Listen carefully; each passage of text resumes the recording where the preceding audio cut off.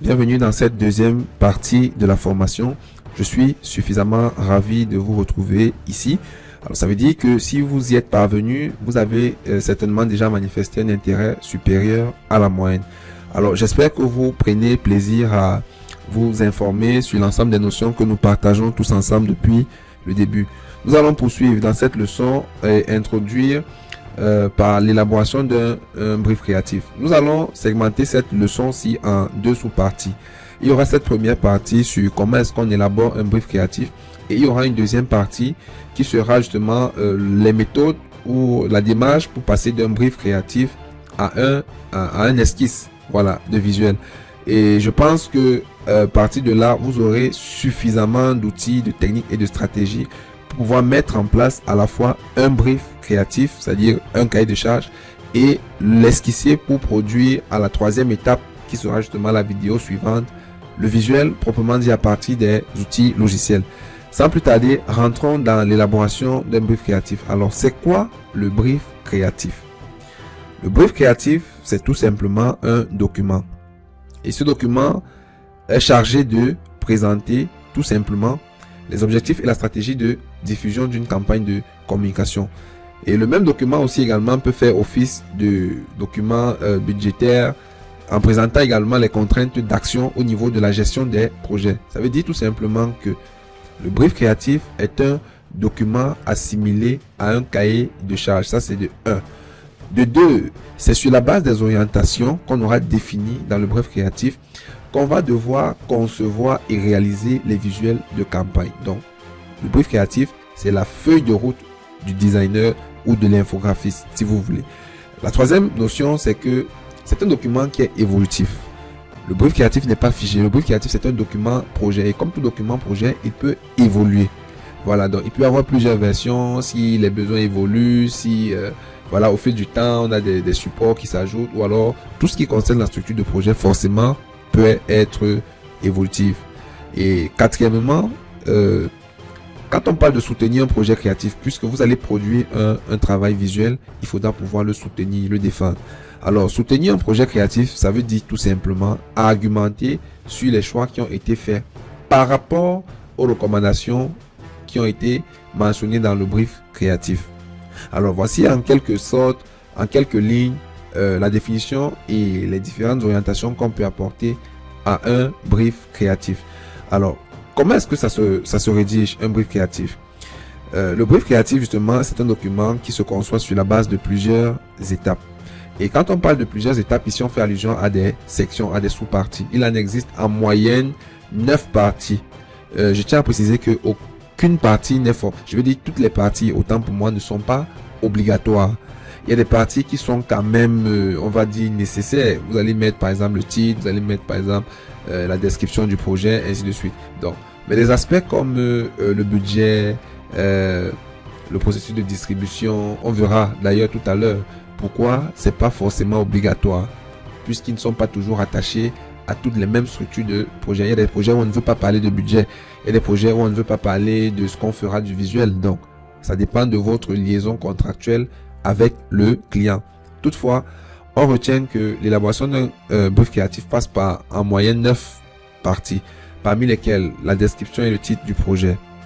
Ensuite, on parle des buts et objectifs. Ensuite, le public cible. Ensuite, les messages et tons qui seront définis. Puis, on abordera les ressources et les livrables attendus. Puis, on inclura les différents participants au projet. On définira ensemble le budget. On parlera de la chronologie du projet, notamment sur les aspects de livraison. Et enfin, du processus de distribution de ce qu'on aura produit. Voilà, c'est important de savoir le processus de distribution. Par exemple, un visuel que vous produisez pour être imprimé n'est pas conçu à la base comme un visuel que vous produisez pour le partager sur les réseaux sociaux. Voilà pourquoi depuis le brief créatif, il est important de préciser des aspects comme le processus de distribution. Alors, on va rentrer pas à pas sur chacune de ces, dans chacune de ces parties-là. Et on verra exactement ce dont il est question et comment est-ce qu'on aborde chacune de ces parties afin d'avoir un brief créatif suffisamment pertinent. Commençons par ce qui est titre et description. Alors, l'élaboration d'un brief créatif commence par la circonscription du projet. C'est-à-dire, il faut dire ce qu'on fait et pourquoi est-ce qu'on veut le faire. Bon, ou du moins, la description de ce qu'on fait. Alors, je tiens à rappeler que dans la structure de ce cours, à partir de maintenant, vous allez avoir une structure divisée en colonnes. Donc, vous avez d'une part, à colonne de gauche, vous avez la définition ou alors l'explication qui sied à la section, c'est-à-dire titre et description dans ce cas. Et à droite, vous avez un exemple. Voilà, tout simplement, vous avez un exemple. Donc, quand on parle de titre et description, par exemple, on peut dire, lorsqu'on élabore un brief créatif, on peut dire par exemple que le titre, c'est quoi? C'est campagne publicitaire pour la session de formation de, voilà, en design graphique, et ainsi de suite, ainsi de suite. Donc, là, on parle de l'énoncé du projet. On décrit pourquoi est-ce que vous allez faire le brief. On écrit justement, nous mettons en place une série de publicités pour annoncer le lancement de la campagne publicitaire, patati patata. Donc, là, c'est la description. Donc, vous devez, à la base, présenter le projet et le décrire. Ensuite, vous allez parler des buts et objectifs de votre campagne, notamment de votre brief. Pourquoi? Parce qu'il faut bien dissocier. La campagne, c'est pas le brief. Le brief est un outil de la campagne. Pourquoi? Parce que la campagne, c'est le projet. Et le brief est un document projet. On l'a dit tout à l'heure. Donc, le brief est un élément de la campagne. C'est le brief qui parle du projet. Ici, quand on parle de titre, de description, on n'est pas en train de parler du brief ou bien on n'est pas en train de parler de la campagne. Non, on est en train de parler du projet en lui-même. On est beaucoup plus au-dessus. On parle du projet. Alors, pour déterminer le but de la campagne, pour déterminer le but de la communication, il y a une seule question qu'on va se poser, c'est pourquoi on le fera? Pourquoi une telle création? Pourquoi on fera ce travail-là? Là, ça nous permettra de déterminer les buts. Le but, autant pour moi. Et si on veut déterminer les objectifs, on se posera plutôt la question de savoir à quoi est-ce qu'on va reconnaître qu'on a réussi. Voilà. À partir de quand est-ce qu'on sait qu'on a réussi notre communication? Et là, vous allez voir, si on prend un exemple, ça doit être quelque chose de suffisamment smart. Voilà, suffisamment smart, c'est-à-dire c'est mesurable, atteignable, réalisable et temporel. Donc, on ne dit pas ici de balancer des objectifs abstraits, non. Ici, il faut que ce soit des objectifs mesurés. De telle enseigne qu'on soit capable, à la fin de la campagne, de savoir que si on attendait 100 personnes, seulement 10 personnes sont venues. Donc, c'est important ici de le souligner. Les objectifs doivent être clairement définis. Donc, vous avez l'exemple. Toucher par exemple 250 000 clients potentiels par le biais de la publicité Facebook en 20 jours. Vous voyez, on parle de 250 000 clients potentiels en 20 jours. Et accroître la liste de diffusion de 2500 nouveaux abonnés. Vous voyez, tout ça, c'est important. Et former en fin de compte 50 personnes au cours de cette session. Voilà, ça c'est des objectifs qui sont clairement établis. Et c'est suffisamment digeste. Ensuite, on poursuit. Le public cible, c'est qui? Le public cible, c'est tout simplement de déterminer à qui est-ce que sera adapté au mieux les rendus visuels qu'on aura à produire. À qui est-ce que ce sera plus adapté de présenter nos visuels créatifs? C'est ça la question. Et lorsqu'on a défini la cible, on peut donc mieux évoluer en sachant quelle est je veux dire quoi, quel est le décor stylistique, quelle est la représentation qu'on pourra faire, le niveau de détail qu'on pourra apporter dans un processus de création. Voilà pourquoi il est important de définir le public cible. Ici, on a un exemple également. On parle d'une personne âgée de 23-40 ans qui dispose de revenus intermédiaires. Donc, vous voyez là, c'est une cible qu'on a fabriquée.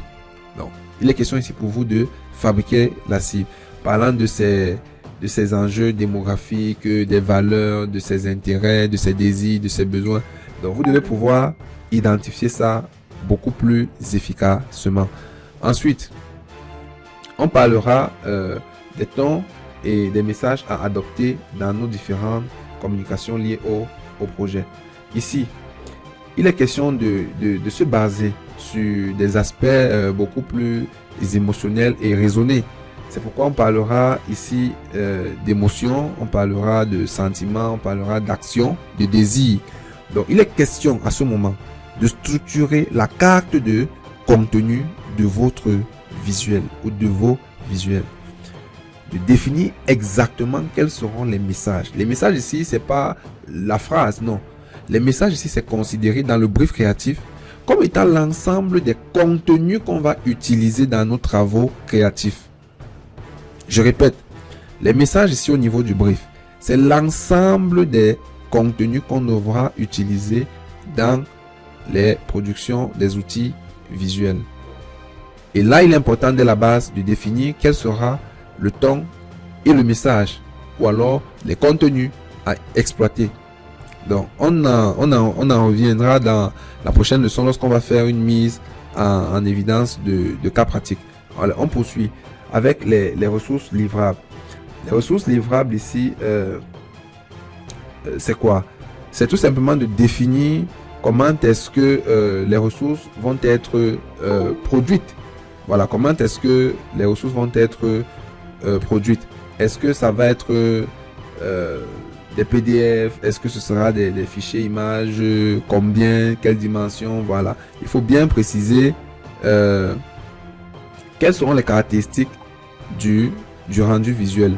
C'est ça, c'est ici dans dans cette partie du brief qu'on parlera des ressources livrables. Donc, il est bien important ici de préciser les exigences.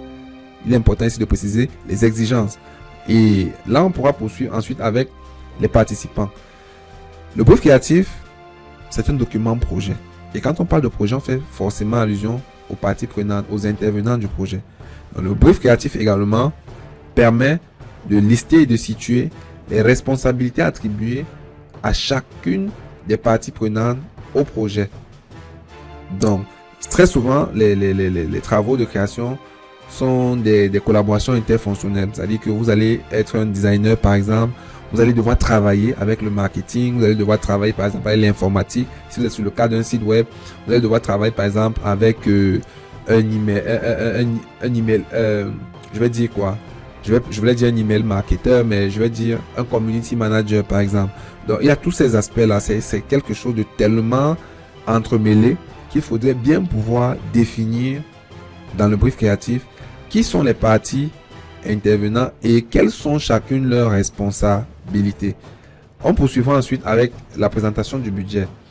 Ça permet de maîtriser les finances, justement, et de faciliter la prise de décision. Ça, vous le savez. Donc, généralement, vous serez habitué, vous serez amené à produire des proformas, je vais dire ça comme ça, ou alors des devis pour vos travaux. Alors, dès aujourd'hui, vous devez avoir à l'esprit qu'un professionnel ne va pas toujours produire une facture comme un commerce général, non.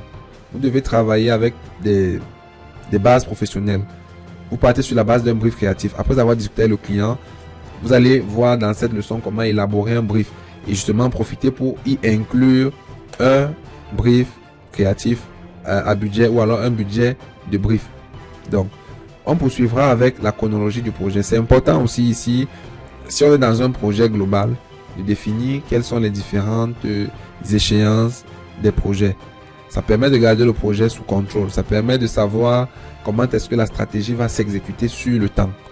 Et là, on a également un exemple qui permet de lister les différentes actions qui seront menées et peut-être, pourquoi pas, en répertoriant également, en liant chaque activité avec le participant ou l'acteur correspondant. Ça aussi, c'est important parce que ça nous permet là d'anticiper sur les conflits de temps, de savoir qui est responsable de quoi, à quel moment il doit avoir livré quoi. Et c'est ça le plus important en matière de gestion de projet créatif. Enfin, on parlera du processus de distribution. Dans le processus de distribution, on se posera simplement la question de savoir comment est-ce que les objets, les outils qu'on va produire vont être distribués. Les outils que vous allez produire, ça peut être des flyers, ça peut être des visuels numériques en fichier image, ça peut être des t-shirts, ça peut être n'importe quoi. Comment est-ce que ça va être distribué? Voilà. Il y a plusieurs canaux de distribution. Il y a les réseaux sociaux, il y a les emails, il y a les articles de blog. Si vous avez pris aussi la décision de diffuser vos visuels sur des blogs ou bien des images sur des blogs, ça aussi ça compte. Les annonces publicitaires, notamment Facebook Ads, Google Ads, Snapchat Ads, TikTok Ads. Il y en a tellement aujourd'hui et tout ça fait partie justement du brief créatif. Il est important de définir comment est-ce que les outils de communication visuelle vont être distribués. Alors, quelques conseils d'usage pour vous permettre de mieux cerner la question du brief créatif. J'ai 4 notions à partager avec vous. La première notion, c'est que le travail de création est un travail d'équipe. Voilà. C'est très difficile à accepter parce que quand on se dit freelanceur, pour ce que vous allez devenir la plupart d'entre vous, Quand vous serez des freelanceurs, vous aurez l'impression que vous faites le travail seul. Mais non, on vient de voir que dans le projet en lui-même, vous travaillez et collaborez avec plusieurs parties prenantes de divers univers. Ça peut être des marketistes, ça peut être des vendeurs. Voilà, ça peut être des décideurs également. Donc, le travail de création est un travail d'équipe. Et c'est le brief créatif qui vient nous rappeler cela. La deuxième notion, c'est que il faut faire du brief le point de départ. Parce que le brief, c'est le contrat. Si vous avez loupé le contrat, alors s'il y a des indications qui ont été mal exprimées, vous allez faire un travail, je vais dire, qui va passer pratiquement inutile. Parce que vous allez devoir le refaire.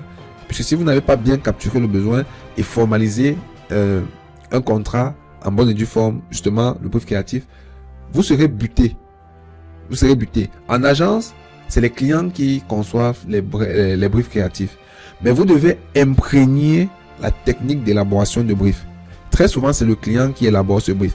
Mais vous savez, le marché est tellement concurrentiel. C'est pourquoi nous avons prévu dans cette leçon de vous parler de cette notion-là, afin que chacun d'entre vous puisse être capable lui-même de pouvoir aider le client, assister le client à réaliser lui-même un brief créatif de son propre projet.